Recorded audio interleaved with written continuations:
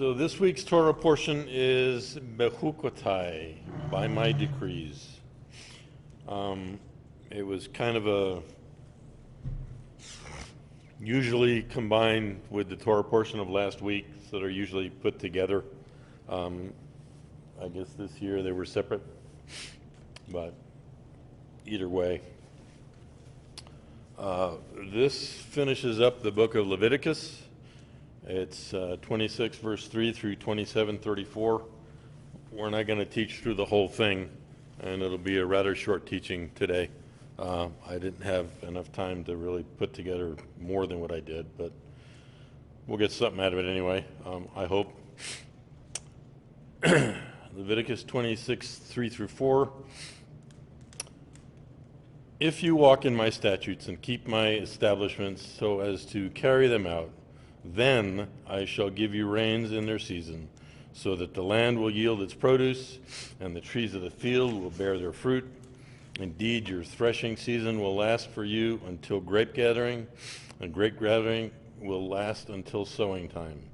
So basically, your harvesting will continue through all the different seasons. So you will eat your food to the full and live securely in your land. You'll have peace and safety. I shall also grant peace in the land so that you may lie down with no one to make you afraid. I shall also eliminate harmful animals from the land, and no sword will pass through your land.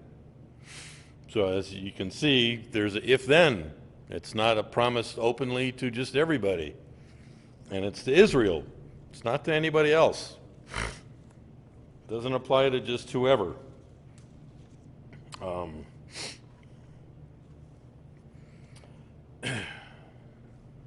And if you read through Leviticus 26 through the end of the chapter, you can see that there's, 10 verses of general terms of blessings.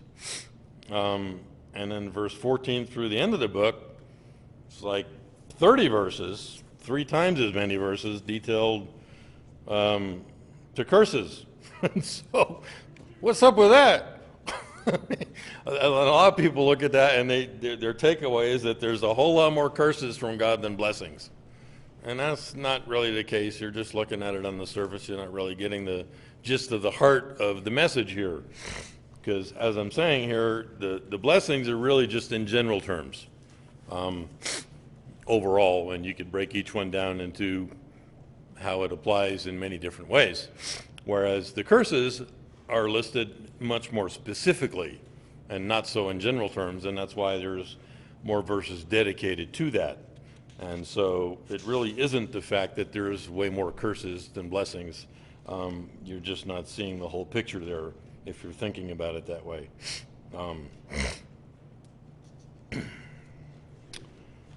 So you don't really want to think that there's more curses than blessings. And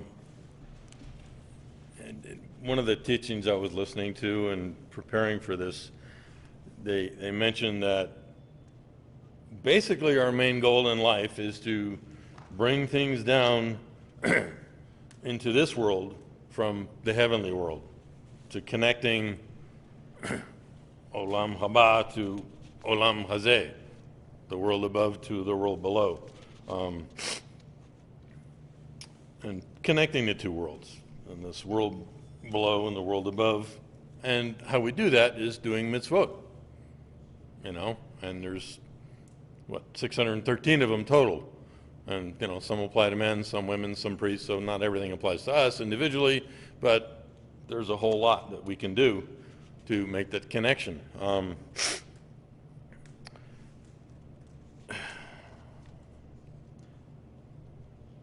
And this is something, as we saw earlier in the prayers, in the Shema, you're supposed to think on these things when you rise up, when you lie down, when you go out, when you come in, when you do this, when you do that, basically all the time, throughout your day and throughout your night and your dreams even, for that matter. So it's like, that's a big deal, constantly thinking about it. And that's why I think a lot of times there's some of the mitzvot that we'll talk about, like wearing tzitzit to help you remember, wearing a kippah, and other things, having the mezuzah on your doors. And when it comes to mitzvot, there's three categories that are mentioned in this passage. I don't remember if there's actually more than that, but there's three that are mentioned in this parsha: mishpatim, chokim, and idut. Mishpatim is basically laws and rules, things that you're to do or not do, which illustrate a picture of how things are supposed to be in the kingdom, and how things are going to be done when we get to there. And basically, there are things that make sense. Don't steal. Well, it's like, you don't need the Torah to tell you that. Don't lie. Again, common sense. Don't cheat on your spouse. Duh. So basically the Mishpatim is just common sense stuff that most of us, I'm sure there's some that would disagree or don't know, but basically, virtually everybody would go, yeah, that just makes sense. And a lot of this is what our common laws are based on these days. It came from this.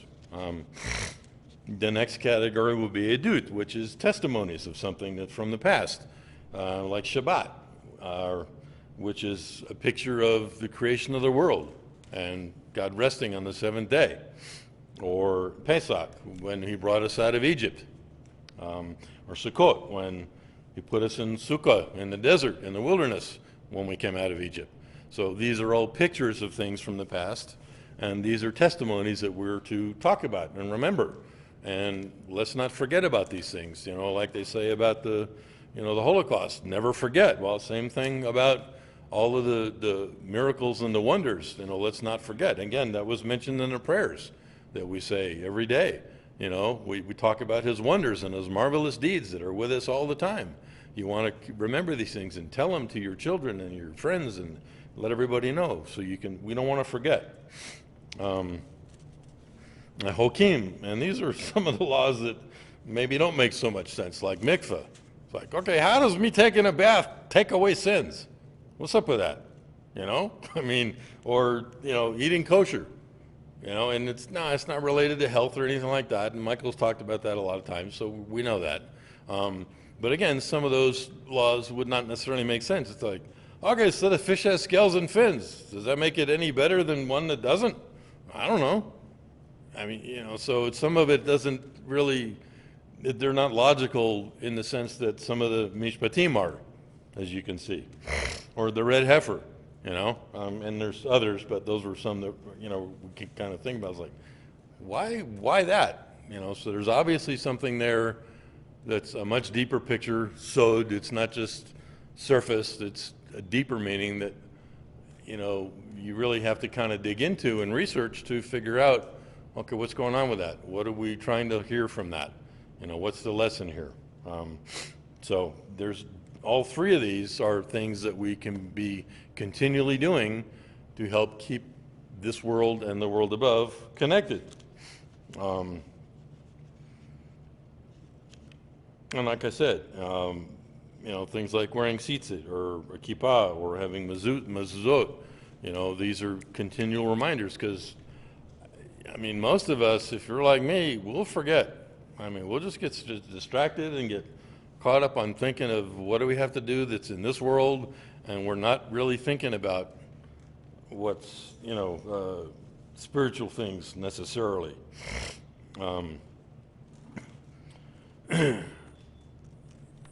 In verse 3, if you walk in my statutes and keep my establishments or commandments so as to carry them out, then. So again, we see an if-then. So again, these promises of blessings aren't for everybody. They're for Israel. They're not for the Goyim. They're not for the United States. They're not for Russia. They're for Jews. They're for Israel. They're for his people. And they're contingent. It's not like, yes, you're in covenant with me, but you don't automatically get everything I have to get. You gotta do your part, and you'll be blessed. And we have to think that way, and that's contrary to how a lot of us were taught in previous religious backgrounds that we may come from. Let's not without naming any specifically, of, concept of God's grace that's just, oh, I love everybody and I love you unconditionally and everything you do is fine, and, it doesn't really matter how you live. You can do whatever you want and you're going to get all the goodies from God. And there's just so much of that taught in a lot of the different denominations of Christianity, and many of us come from that, and it's not based on Torah. It's not the truth. So we got to not think like that when we catch ourselves. If you walk in fulfilling the Hokim, it doesn't say Mishpatim, it doesn't say Edut, it says if you walk in fulfilling the Hokim. This is how we walk. This is how we connect the two worlds.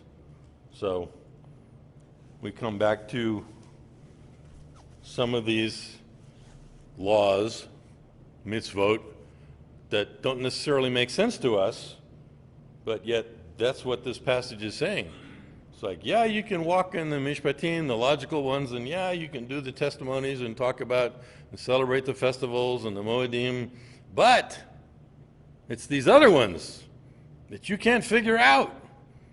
Those are the ones, if you do, then you'll help connect your physical world with the spiritual world, and you'll get blessings from that, physically and spiritually. And basically, I equate that to being Derech Hashem, the way of God, living the way He wants us to live, connecting Olam Haba and Olam Hazeh, the upper world and the lower world.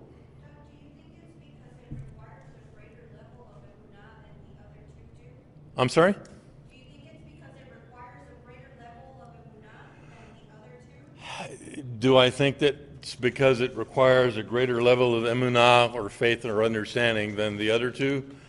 I think that's very possible. That would make sense to me because it seems like it does. I'd say it does to me anyway, because you're just accepting it because what it says, even though you don't necessarily understand it.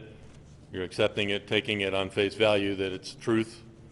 And so, yeah, and sometimes, I'll get caught up. It's like, no, I don't believe that.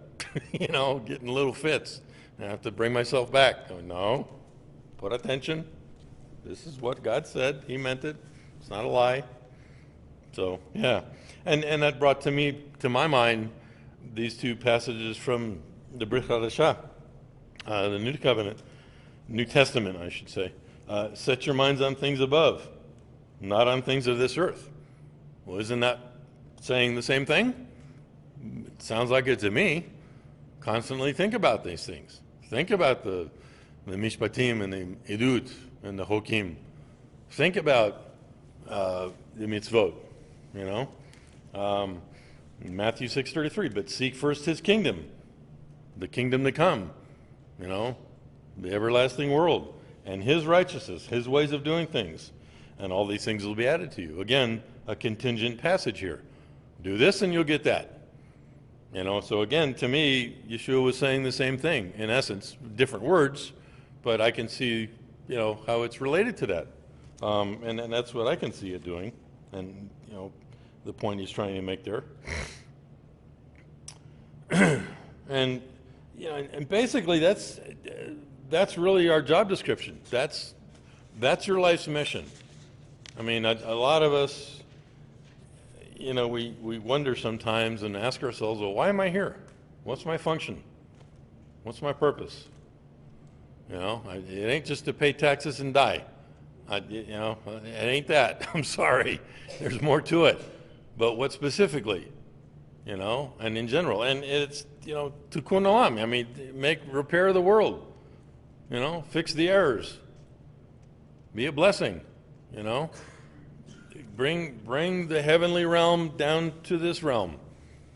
And that's what repairs things. So that's really our job description as I take it. And that's what this Parsha is all about. And when you do that, when you choose that path, then God will bring the rain. That's what it says.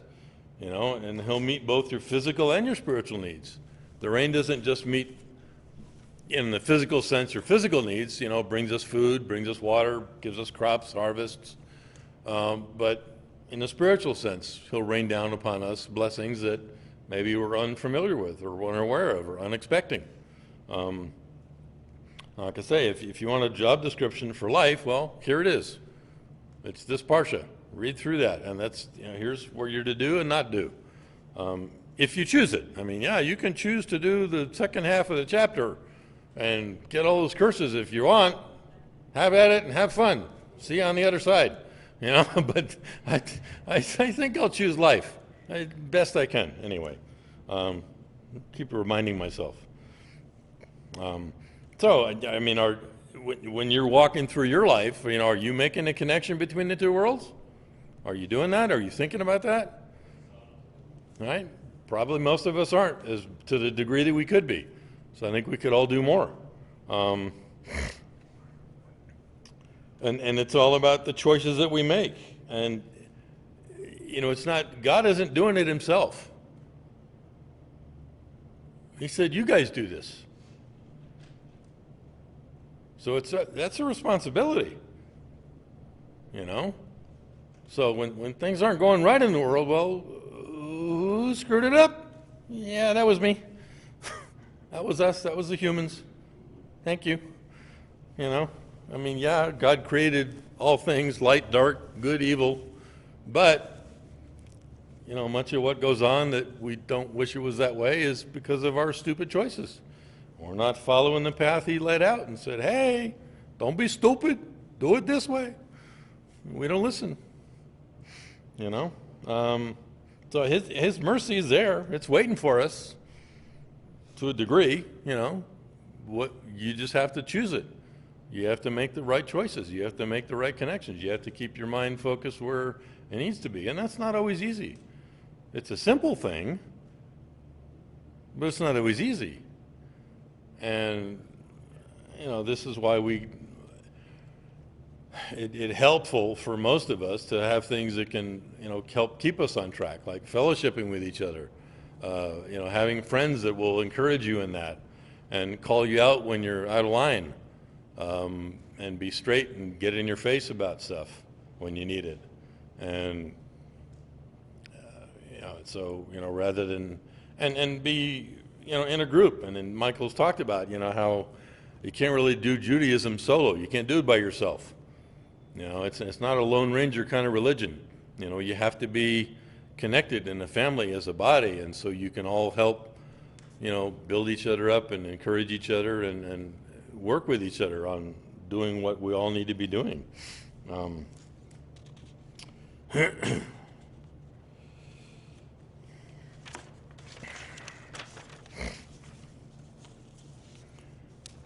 And in verse 11, he says, moreover, I will make my dwelling among you, and my soul will not reject you.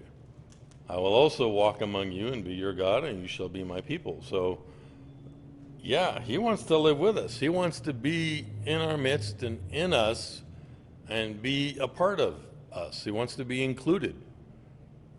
But, again, it goes back to the previous if-thens. It's contingent. It isn't one of those automatic things like, many religious teachers will tell you that, yes, this is a new era and a new covenant and you don't have any responsibility and you're automatically going to get all the, blessings from God. This is not what that says. It says, yeah, this is one of the things you'll get, great side benefit, but, again, it's contingent on our choices and how we're choosing to live. So yeah, he wants to dwell on us and among his people and bring with that everything that it implies. All of the blessings and knowledge and wisdom and insight that he can give us to have a good life, And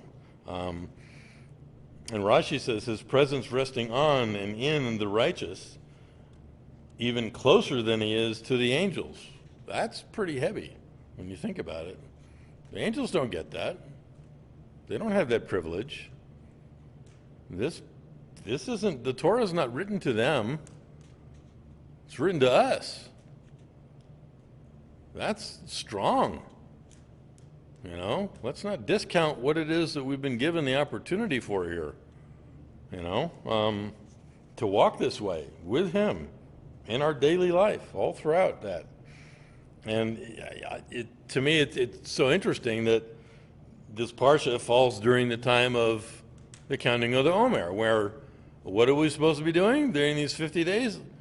Looking at our lives, figuring out what needs to be corrected. What do we need to be doing differently to connect this world to that world and that world to this world in our midot? So, you know, this is perfect timing for that. And then here's the big but, you know, the second half of the chapter, 14 through 15. But if you don't, I don't like the word obey, but that's New American Standard. You know, if you don't live these things out and walk these out and uphold this way of living, you know, and don't carry out all these established things, then if instead you reject my statutes and your soul loathes my ordinances, that's pretty strong. So basically, if you're not doing it and you're ignoring it, God sees that as loathing it. That's what he's saying here. So as not to carry out all of them, not the ones you like, not the ones that are easy, not the ones you understand, all of them, but rather to break my covenant. And the way we're seeing this is that, you know, you don't do some of it, it's the same thing as not doing all of it. That's the implication here. And so I think we're all guilty of not really understanding the depth of that and seeing how much more we can do, how much more our lives maybe could be blessed if we start making smarter choices. Doug. You know? And it's interesting, I saw this from one of the websites I was looking at information on the Parsha about, and it said that sin can work in like a chain reaction, with one sin leading to the next. So, you know, if you don't dedicate yourselves to Torah study, then that's going to lead you to stop doing the mitzvot and having your established way of how God wants you to live, and that's going to eventually lead to you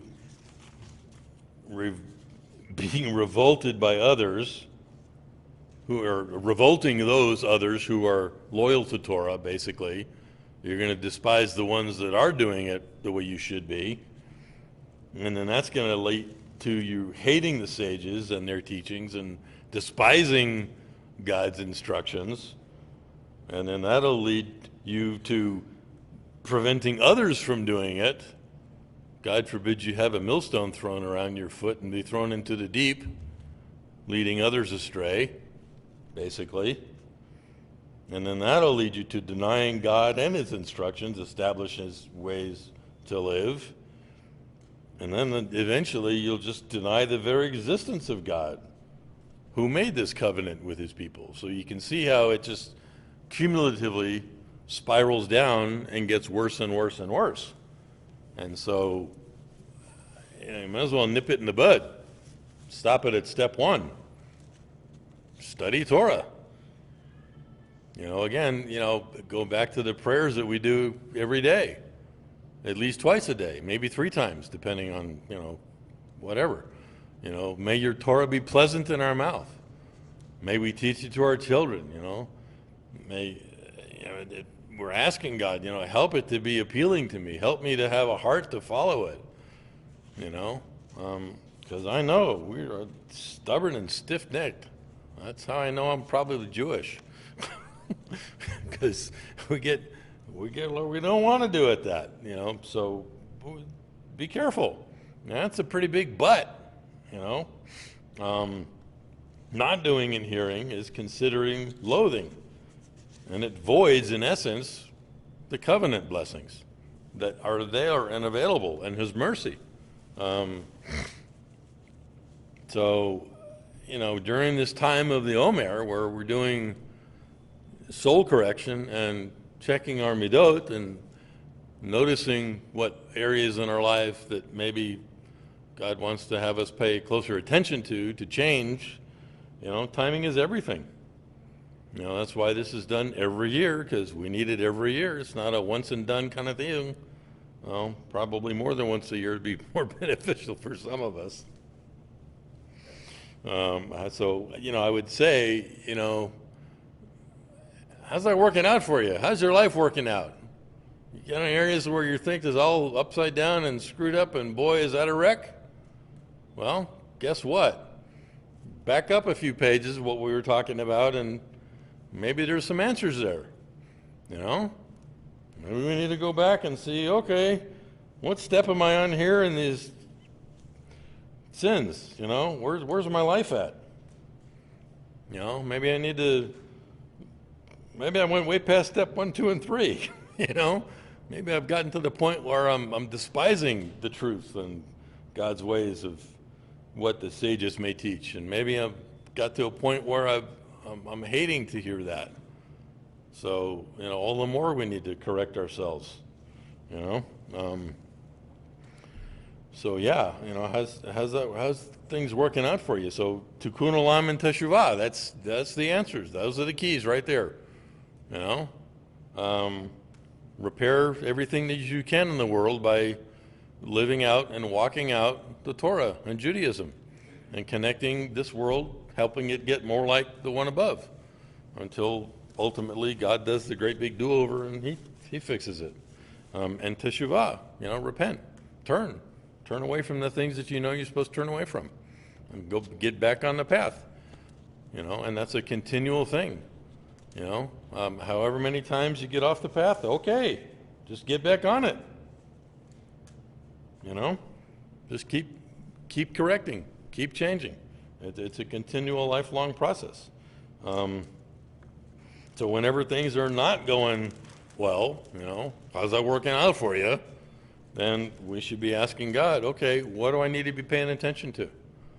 You have your car break down unexpectedly, you don't have the money to fix it, you just got diagnosed with cancer, your kid just got killed in a mass shooting. Okay, God, you got my attention now.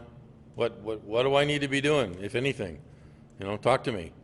Do I have something I need to work on in my life? Is that what's causing this? And it may or may not be, but you never want to not ask the question. So in essence, the basic essence of Judaism is these 5 midot, character traits is what midot is. And these are all taken from traditional sources, sages. Each of these pairs can be found in the traditional tefillot, the traditional prayers of Judaism. Tzedek and umishpat, righteousness and justice.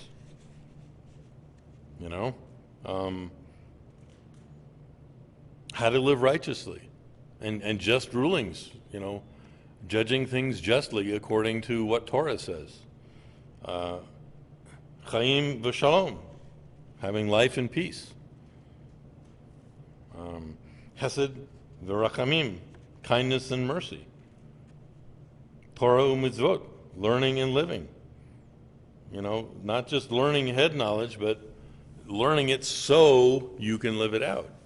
In Judaism, in Hellenistic thinking, you can know something and learn it, but not do it and not live it. And that's fine. You've learned it. That doesn't exist in Judaism. That's a foreign concept. In Judaism, if you're not living it and you're not doing it, you don't know it. Period. Point. Done. End of discussion. So, that's a good mirror for us to look in. How much of this am I actually living out? Well, maybe I don't know as much as I think I know about it. If I'm not living it, if I'm not walking it, I guess I don't know it yet. It's not second nature habit. So that's a good thing to learn from that. Emet ve'emunah, truth and faith. And faith is really kind of a more Hellenized interpretation of it. It's really more of understanding than faith. And those are two very different concepts in the way most of us have been brought up. But really, understanding is a better English word for that in the Jewish concept of what emunah and faith is. Because like many of us, if you come from Christianity, you can have faith without really understanding anything. And that's okay, and that's what they call faith. Whereas in Judaism, that doesn't exist. You understand it, and that's why you have faith.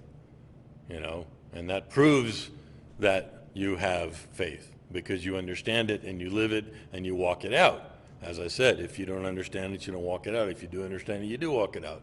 And that's why, in the New Testament, it says, hey, I'll show you that I have emunah because of my actions and my deeds and my living it out.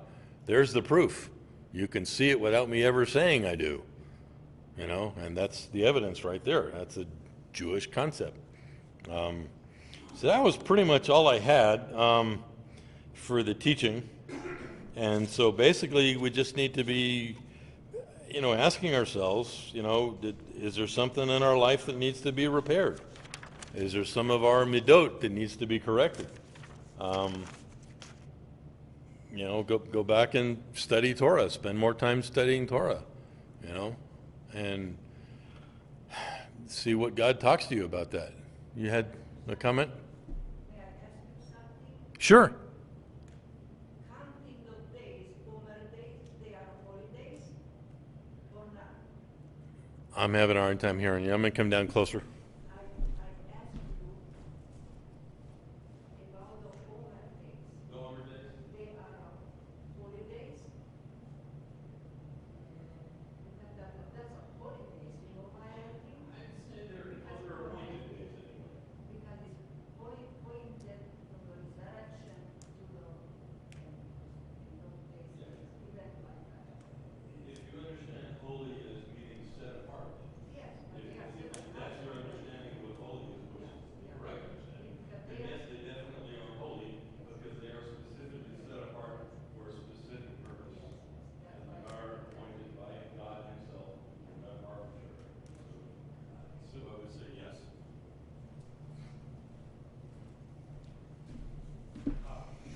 The question was, are the days of counting the Omer holy days? In the sense of, are they set apart? Because that's what holy means. And I would say yes, they are, because they're set apart to us specifically by God, on a specific dates, and they're leading up to Pentecost or Shavuot, and so they're definitely moedim. They're definitely what we would call holy days per se. Can you go back one more page? Because I need to. Right here, David? Yeah, right there. Sure. Do you have something, Phyllis? Could you email these notes? I can email that out for $20. No, I'm joking. Yes. I'll send it out later today. You're welcome. Did you get it, David? What's that? Go back one more page, the very last one. There or here? Right there. Okay. Yeah, I guess it skipped ahead.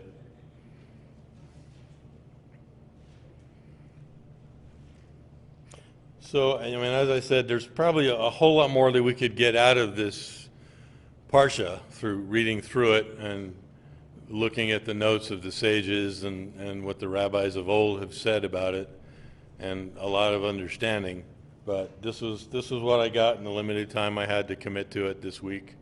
And I would encourage all of you to spend some more time on it yourselves and see what God talks to you about it, because it might not be anything that you heard today. It might be something different, and that's okay. That's a good thing. So let's rise for the Aleinu.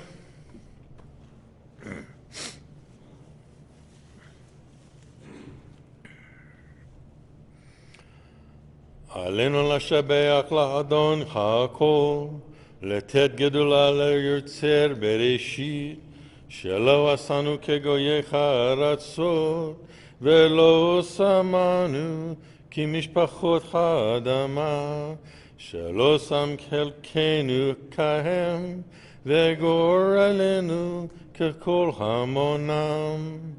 Let us adore the Lord of all, who in greatness created the world from of old, that he has not made us like the nations of the earth, not made us like the families of the land. He has not made our destiny like theirs, or cast our lot with all of them. V'ne'emar v'chaya Adonai lemelech al kol haaretz b'yom hahu yeh Adonai echad u'shmo echad.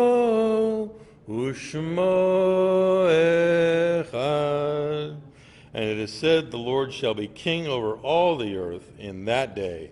The Lord shall be one, and his name one. Va'anim korim ushmich tachavim umodim lifne melech malchei lachim hakadosh baruch hu. And we bend the knee and bow in worship and give thanks to the King of Kings, the Holy One. Blessed is he. We acknowledge before the King of Kings that there is none like him, there is nothing but him. As Torah says, know that the Lord, he is God, in the heavens above and on the earth beneath. Connecting that world with this one, same thing. Ein od milvado, there is nothing else but him. And we have Kiddush, so let's go do that.